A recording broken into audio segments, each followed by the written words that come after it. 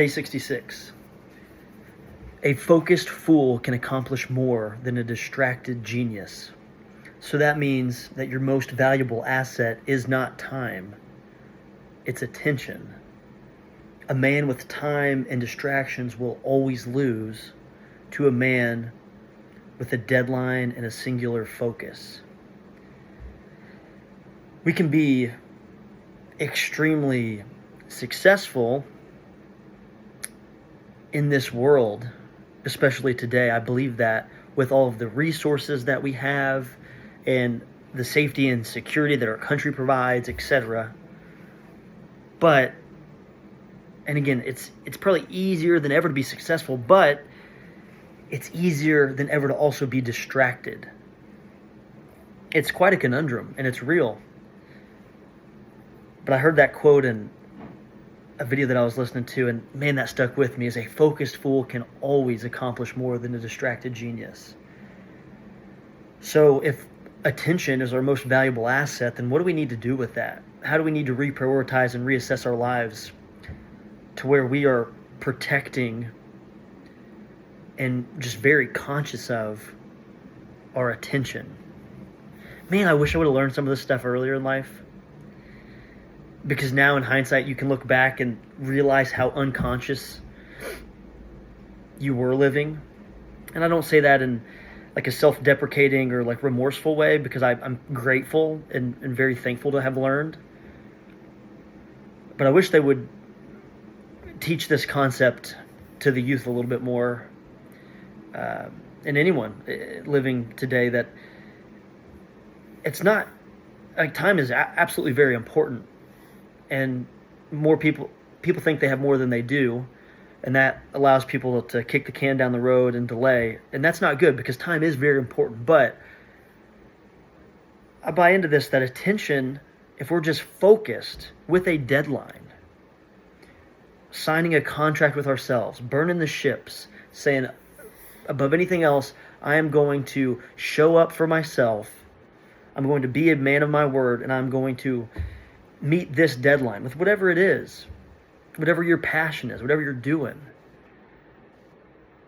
A fool with a deadline and a singular focus can achieve so much more than someone that is gifted with intelligence but distracted by a million other things. So, like, what's that mean to you in your life? I know for me, it's just a very important reminder that I'm going to plan out the night before what I want to accomplish that next day and that next week, and even zooming more out the year. And I'm going to follow through. I'm going to have the plan, but focus on the execution. Show up for myself. Just keep the promises. Be a good friend. We can be successful if we avoid distraction. The second, I guess it's kind of a two-part quote today, but this is part of the same video.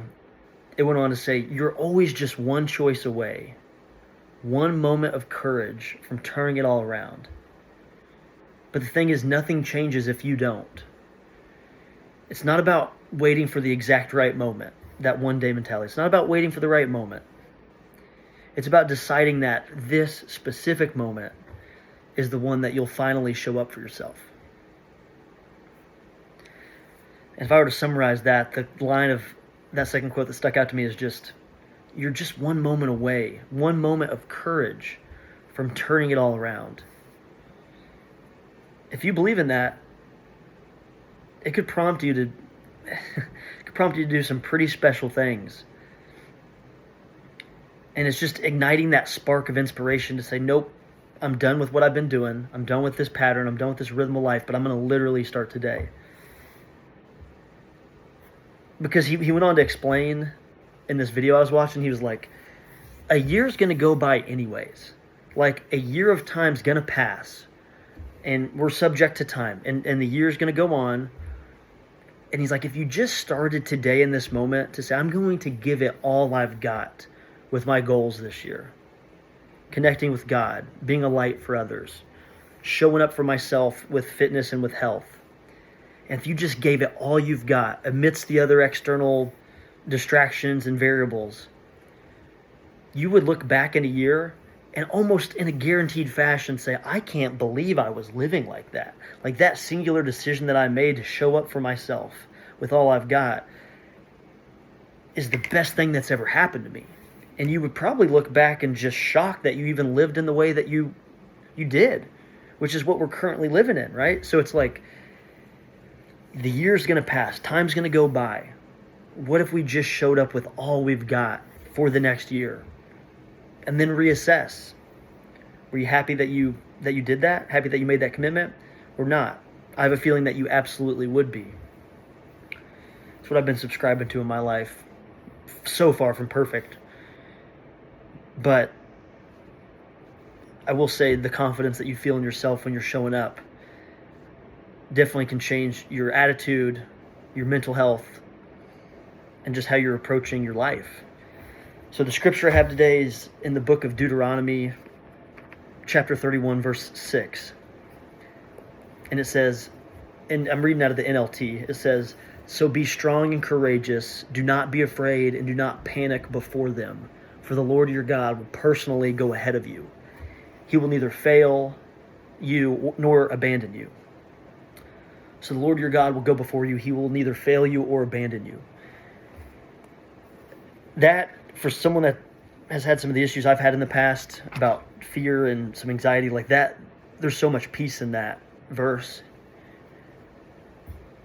No matter what uncomfortable situation I'm in, whether it's a hole that I've dug for myself or an uncomfortable situation with someone that you're having a problem with, or whether it's an issue at work or anywhere in your life, it's like, if you can truly believe and rely on the fact that God's going before you and you're living not for your own will, but for God's will, and you're just trying to follow him, not that you're perfect, but you're trying to follow him with just your heart and your soul and your mind, you already know that he's a step ahead. You're just the vessel that is just in the background living for God. Like, that's how I'm trying to view it, is like, because what that does is it gives you so much more confidence in an uncomfortable situation, gives you purpose. It helps you be so much more comfortable when you're not feeling it.